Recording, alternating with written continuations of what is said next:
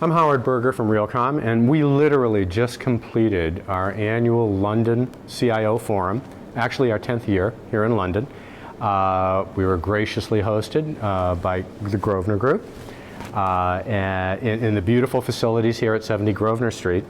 And we do these forums both in the US and internationally. And today we had 45, 50 CIOs, CTOs, senior level asset development and operations execs together for an afternoon of networking, talks, discussions on topics ranging from using data and analytics to measure and manage your customer outcomes to developing smart building retrofit strategies. So let me just ask this first. And I'll throw this out there. What are some of your top technology initiatives that you're looking at over the next 12 months? And I'll toss it out there. Well, I'll kick off. I mean, the obvious one is data. I know it's often talked about, but it is one we're actually trying to bring together everything from around the group. That whole concept of big data, which I know is bandied around by everyone, but even trying to gather the data is really interesting. In London, it's very, very open. We've lots of open data sources. You go somewhere like Hong Kong, less so. You go to Tokyo, you can't get any data whatsoever. So that is one of our big initiatives at the moment. But then also with data comes the whole ethics around data, and how do we actually, make sure we're actually treating people's data correctly and what we actually use it for. So they're two big topics for me at the moment. When you walked into the data initiative, did Grosvenor have the governance and the data models together, or did you guys pretty much start from scratch? Pretty much start from scratch. Yeah, that big job. Yeah, it is. Yeah. And trying to kind of standardize that across the group as well is proving a continuous job. And we'll come back to that, and we'll come back to that in a minute. David or Andrew? I would echo that. I think data's been a key priority for us for at least the last 3 or 4 years. We've really tried to build a data strategy around everything we do, just recognizing the value and importance of having data. We've had similar challenges just in terms of harmonizing data, understanding differences in data, particularly amongst different regions, different source systems. It's been a big challenge, but we've been on that journey at least for the last 3 years in terms of building out a central data strategy covering data sourcing, but also data ownership, data governance, because they're critical in terms of ensuring the data is quality and trusted. And it is a journey. We certainly haven't finished it yet, but that remains a key strategy, at least for the next 3 or 4 years, to really build that out. I say that the second strategy, certainly for Credit Suisse, is very much on what we call the workplace experience or the end user experience.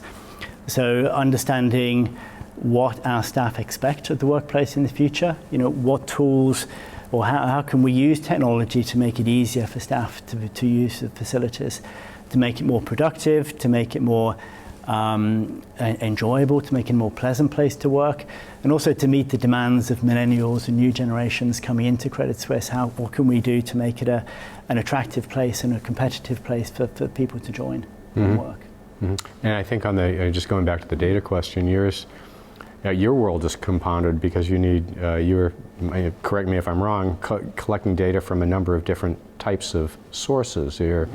It's not only financial and lease and budgeting and accounting data, it's also operational data, as well as workplace, occupancy, and people data. So you've got people, place, and enterprise that you need to come up with a strategy. Our strategy in terms of data is very, very comprehensive. So it covers everything you mentioned. It covers all the engineering, all the electrical, all the utility, all the environmental data, as well as all the occupancy and core real estate data. Maintenance, everything. Exactly. And our strategy there is really to collect as much data as possible. Trying to anticipate obviously what we need today, but trying to anticipate the future demand. What might the business need tomorrow? What might they need in a year's time, and making sure we have that data in a trusted way, and trying to make sure that we have it centrally, and trying to make sure that it's global. So you don't have to go to different places to get the data. And as you said, that's not easy. It's challenging because the data is distributed, it's fragmented. we have square meters here, square feet here, all that needs to be harmonized. And that's a challenge. But as I said, it's a journey, and we're on that journey. But it's a key priority because it underpins everything that we're doing in terms of transforming, providing new services. If you haven't got that data platform and a good quality, then you don't have the foundations on which to build. I think quality is a key point, because without quality, the data won't be trusted. It'll always be questioned, and so building that framework for governance and continuous compliance, with your data standards is key. And we'll come back. I think we'll come back to that one, because that's a huge topic. And I think just to add one more point, which I think is really important, is data ownership. The data has to be owned. There has to be somebody within the business that really feels responsible and really owns that data, and that's critical as well. In your organization, who is that? It's the real estate business. They always own the data. Okay, so they're accountable for the real estate business is accountable for the exactly. data. Yeah. Not saying it's IT's fault. It's and Andrew, from what do you see as and you could actually speak on behalf of either from your own organization or on behalf of clients. This is not an easy answer, because of course everybody has a different problem in business. But I think a lot of it comes back to data. I agree that is really the hot topic. People have realised that in order to achieve a number of things, they've got to actually do this. But we carried out a piece of research for the Royal Institution of Chartered Surveyors earlier this year and published a report. And we did a lot of research on what people thought about data, because data is a very dry subject. It's fascinating when you get a really good bit of data that saves you £100,000 or makes you £100,000. But most data is not like that, and finding those gems is really hard. So making the whole thing attractive, I think you're well ahead of the game doing it for 4 years. I think a lot of people in the investment side of the business have really only woken up to that in the last year or so. And that was only because they realised they needed more data for 2 reasons. One was the advent of things like artificial intelligence becoming reality. The fact that they are being measured, there's legislation and regulations in place where they find it quite difficult to report, and suddenly data becomes and our research showed that 40% of people thought that the problem about collecting data was that nobody wanted to share it, because our industry makes money out of keeping data to themselves. And so where you're looking at building data and estates data, you'd think that would be shared. Well, okay, that's right up to a point, but anybody who derives money from transactions is going to keep it in their back pocket and probably not even put it on an electronic format. Still. And a lot of our work is about unlocking that and getting people in rooms and getting them to really come up with the conclusion themselves that they're going to make a lot more money if they share the data. And that is possible. That's a tough one to sell. Yeah, it is. But now they're being forced to by their organisations. The corporate side of things is coming. And actually, what is really surprising, the biggest inquiry we get at the moment is not for data, it's about process alignment and documentation, which I thought we had stopped doing 10 years ago. We've always done this, and we have, and that's part of our business. We have a library of leading practice process maps, but we're getting them out, we're updating them, and simply because people can't find the data in their organisations. Well, you think we get past that? Yeah, but it's of course essential for any technology, because you have to tell the bots what to do. Yeah. And so it's not a question of dusting off the old things. They've never had to do it before. Mm-hmm. So yeah, it's all coming around again, and we're going back to basics, and they're building the platforms and getting the data right, and it's a brave new world. It's fantastic. Yeah. Well, I'm still, I still have my ear to the ground, listening for some of those golden stories about how our organizations, and I think a lot of the organizations that we come across and run into, they're of the mindset that we're not exactly sure what we're going to do with all of this data, but more is probably better, and let's build a process around collecting it because we don't know what we're going to need in the future. Which I think is Are we going to mention data lakes? We can get to that in a moment. Okay. Do you want to mention data lakes? Well, I keep having this conversation. Everybody says take the data you want and then put everything else in the lake.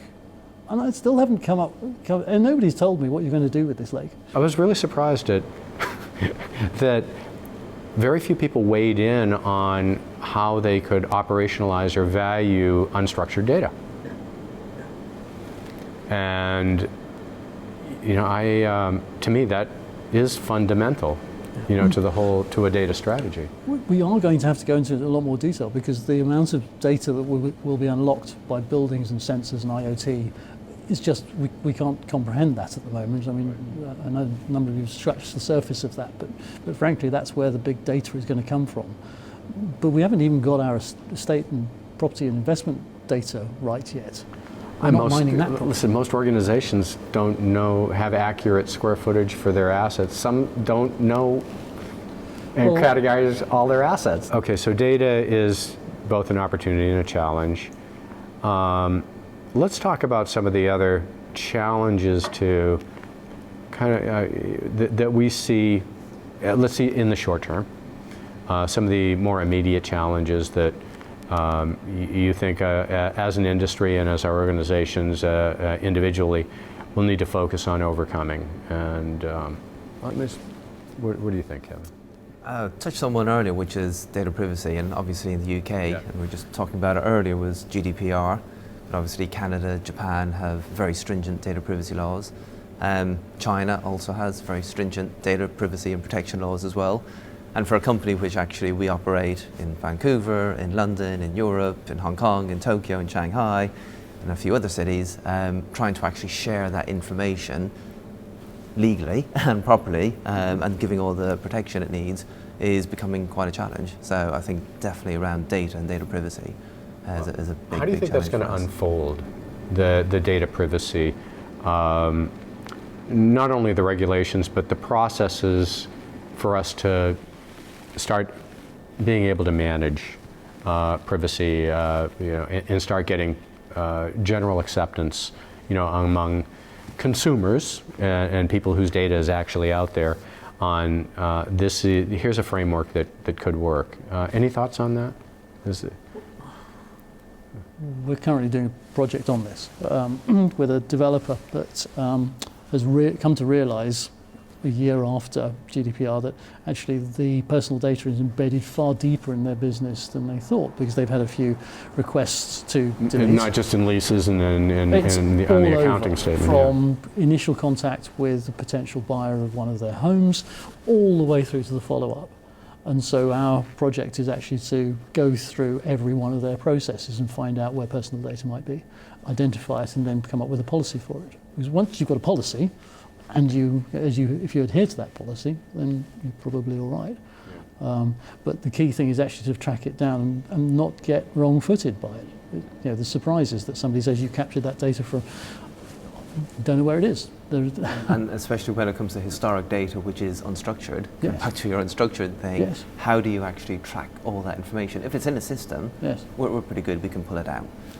But yeah, unstructured, on a file share somewhere, in email somewhere. Or in places we don't even know about. Yeah, exactly.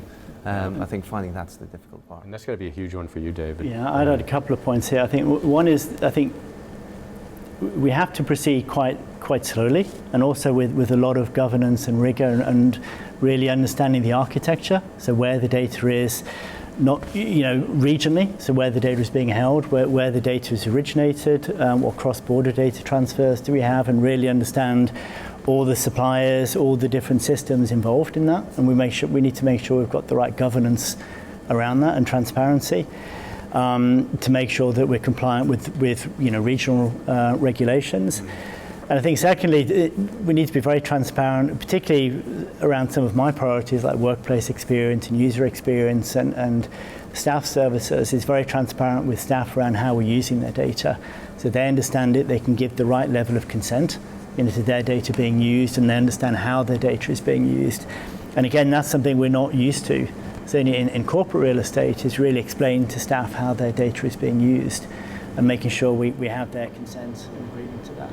Mm-hmm. So you do collect, you are collecting personalized and personal information related to occupancy and utilization and workplace? We collect mostly anonymous data at the moment, but we are looking to collect personalized data for requirements related to navigating workplace, like wayfinding, finding people. But as we introduce those, we'll be doing these two steps around making sure we've got the right governance and controls in place, and making sure we've got the transparency and agreement from staff around how their data is being used. Would they have the opportunity to opt out of that, or is this something that you would make a corporate policy? It's the other way around. They'll have to opt in. The default will be opt out in most places. Oh, really? Yeah, okay. So it's really piece we've got to positively say yes, they agree to the data being shared and how it's being used. Yeah. I mean, as some companies, I hear, make it a mandate that the employee use an application that's trackable, that will allow them, of course, to better manage workplace and better manage services, but essentially the employee's whereabouts is going to be known, and their activities are going to be fully transparent. You have two extremes now, don't you, with the some governments tracking people with face recognition around the city, which is mandated and legal. The other extreme, you have tech companies that allow people to eat, sleep, live at the offices, but they give up all of their data freely. You've got the same amount of control over those people, just one is mandated and the other one people give it up freely. So people will find where they want to be within that, all other things being equal. It gets difficult where you actually force them into it, and a lot of the laws are there to stop you being forced into it. But it is complex, and you have to look at the regional regulations, because how you manage this in India and Europe and the US and APAC, it's different, and we have to comply with all the local policies. So we do have to proceed a little bit slowly, and just making sure, again, that we have that governance and control in place, so we're compliant with regional policies. Do you comply to the most stringent policy and let that trickle down to everyone else, or? No, we look at each country that we're operating in and making sure we're compliant with the relevant on a policies country-by-country basis in that country or region. Very complex. Yeah, we actually take a slightly different approach. We actually make one common standard across the group. Which take the highest. Take the highest level standard. Yeah, which doesn't make things any easier. No. But at least it's a standard. But at least it's a standard. One of the standards across the group, at least. Yeah. So there's a number of different ways this could play out, but the two things which are going to be interesting to see whether anybody picks them up. Well, one is that under GDPR, if data identifies an individual, you shouldn't be collecting it without their express consent. There's a lot of benchmarking services that will take data from leases, and leases which are let to individuals or partners have identifiable data which should not be aggregated into those benchmarking services. Nobody seems to have picked that up yet. Yeah. So either the data sets. But if you can't segregate that data out and immediately connect it to some identifiable information, doesn't that just become part of the kind of a massive calculation? Somebody has to take that out in the first instance, and they're not permitted to do that, as I understand it. I'm not a lawyer here, but it does seem to me there's a gap there, and it is something that if we are to trust our benchmarking services, because I'm all for freely shareable data so that we actually get more information, but there's maybe a third of leases which that would apply to. The other one is, of course, the data sharing services which are springing up where you just readily give up your information. I'm not sure how that can work with local or regional agents who their entire business is based on the fact that they own that data for the market. Well, they don't actually own it, that's the problem. They know that data. And the ones that are in the capital cities want that data. So if you share it instantly, what's the reason for going to the local? And I completely understand why they might not want to share their data. Again, I'm all for sharing data because one day we'll get that. But we've got to play this out over 5, 10 or 35 years to find out where we're going to be allowed to get this wonderful utopia of sharing data. I hope it's not 35 years. I think there's enough bright people that we should be able to put our heads together and at least come up with you'd hope so. Hopefully a 5-year plan. But knowledge is still power. Yeah. It's still money. Oh, it is. Yeah. Well, that's what the brokerage industry was built on. Absolutely. Yeah. I mean, that's we at the core, we rely on the brokerage industry. Yes. For a lot of our revenue flows. Yes. We're watching the States with interest. Yeah, not. I would say, don't hold your breath. Oh, okay. Yeah, that's been a battle that we've been fighting as far back as I can remember. You probably remember back to the early days of Realcomm in the early 2000s. Yes, that was fantastic. Yeah, Excelligent that was and the CoStar we were having those battles then. Yeah. We were talking a little bit. We talked a little bit about Okay, so let me question. Can I go to proptech for just a second? Given the recent WeWork devaluation, how do you think that will impact the rest of the global proptech industry? Do you think other proptech companies that have questionably inflated valuations will be impacted, number one, sometime in the future, number two, immediately, number three, they've already taken the hit? I mean, do you think that could recalibrate the way we're looking at proptech valuations? This isn't a question about WeWork and the model there. It's actually a question about the rest of the proptech industry. It's a question about the enthusiastic high valuations of WeWork, and was that kind of emotional enthusiasm applied to other companies? We won't name any companies, but other companies recently in proptech, in a way that, since we've let the air out of the WeWork balloon and we're starting to question valuations, do you think that might be impacting the proptech market as a whole? Or have you thought about that? I think it's a really interesting question because there is no way that some of the companies that we all know and love are worth what their valuations are at the moment. But they are providing very valuable services, or at least giving a kick up the back. And they're producing revenues. They may not be profitable, but they're producing revenues. But I think we got to this stage with, do you remember the .com boom? Showing my age here. Very well. Yeah, but you had some great numbers at the time. About 2 or 3 years after, you showed how much money had gone into .com and how much had come out and what it had done in terms of generating. And what a lot of the proptech stuff has done is made people think about things in a different way. And I don't think we can put that genie back in the box. I think everybody who's responsible for some part of property is going to be thinking about it in a different way. Whether it'll affect the valuation, we know that the 40 customer experience platforms that are available in the UK now, there won't be 40. No. There's no way. No. And your numbers that you had for your at Nashville were showing that something like 10% had 90% of the money anyway. Right. So if we go down to 10%, we only stick with the funded ones. Mm-hmm. And then if SoftBank catches a cold, then presumably others will look at that and say, maybe we'll rein back. Yeah. But it shouldn't affect the innovation that's going on now, should it? I don't think it will.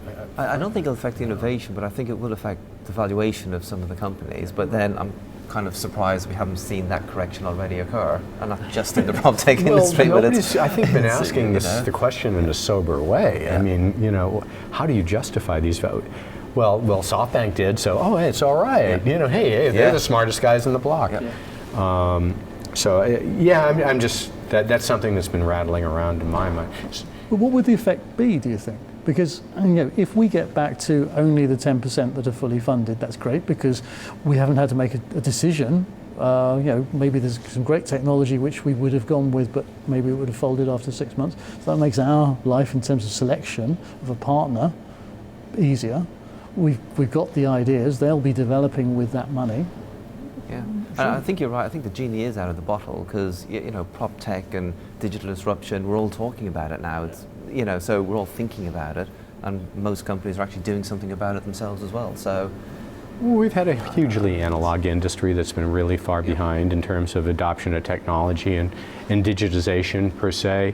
And it's, it's been a target for decades. Finally, we have, enabling technologies. We have data technologies, we have cloud, we have application technologies, API strategies. We have all kinds of new technologies that are kind of enabling us to do stuff and solve problems that we had. So we've got the everybody's jumping into it. Yeah. And we've got the technology giants that are going in as well with Google Sidewalks, and we've got Microsoft and Dynamics and Azure and going into digital backbones. They look at real estate and they go, that's where we need to go. Well, at last. At last, I don't think we've had any of that interest in the past. So the fact that the big guys this actually represents a real challenge for the incumbents, because if they collect all of that big data at the bottom of the pile and do really valuable stuff with it, where does that leave the people who have been filtering this? We're going to change our technology stack, aren't we? Yeah. Good, yeah. It's just interesting. I mean, do we go from mature companies valued at 7 to 10 times EBITDA back down to 3 to 4 times EBITDA? Is that an immediate adjustment? Is it just a correction, or is it a deflation? Yeah. So, just something that has been on my mind since. Probably the beta is going to override that anyway. We're going to go the way the markets go, and that will be a slight blip. But if all the markets crash, then they don't stand a chance. But if we carry on growing at a reasonable rate globally, and I think we'll see a lot of new solutions, and at the very worst, we'll have identified a lot of technologists who have their eyes focused on commercial real estate that we'll be able to hire, from these companies.